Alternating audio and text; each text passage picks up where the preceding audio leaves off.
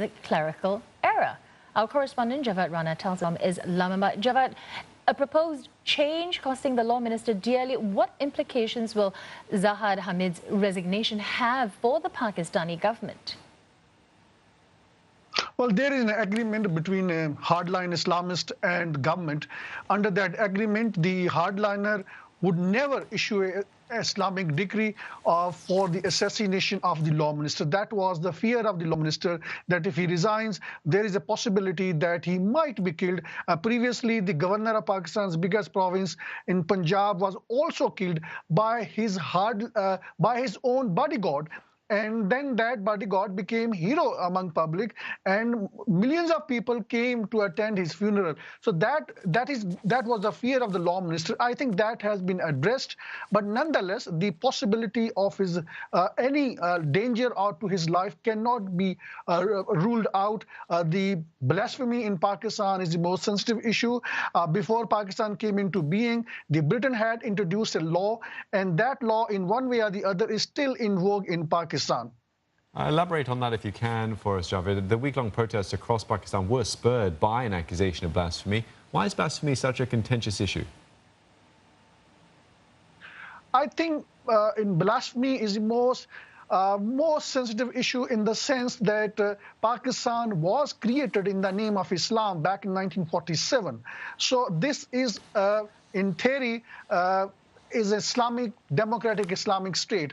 So under Pakistan's law, Prophet Muhammad is the last prophet, and whosoever does not believe in him, he is not Muslim. And being non-Muslim, he has so many rights of which are, one way or the other, I would say they are equal to the other Muslims, but there are some rights which are not protected, like their freedom to practice their religion in only one minority, which is known as Qadiani community. Now, Qadiani community does not believe in the last prophet, and they say that we have our own prophet. They are saying it. And then they also insist that they are Muslims. So since they insist that they are Muslim, that is the part of the problem. If they say they are not Muslim, I think so much legislation would not have happened in Pakistan. So what happened? 50, 60 years ago, there were riots like this, protests like this, and 25,000 people were killed. And as a result of these riots, then a constitutional amendment was made, and the Qadiani community, which are just a few 100,000, they were declared non-Muslims. Now, those people are still there in Pakistan's government.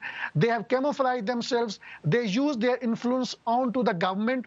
And the government brought an amendment in election law where they were discreetly allowed to contest parliamentary elections on constituencies which were actually reserved for the Muslims. So the Islamist hardliners said that this is a blasphemy. The government reversed all the legislation, but they said, no, you have to punish those people who are behind this legislation.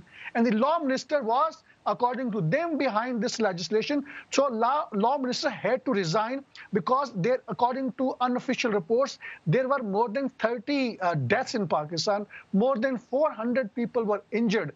And then there were violent attacks on the houses of the ministers and the senior leaders.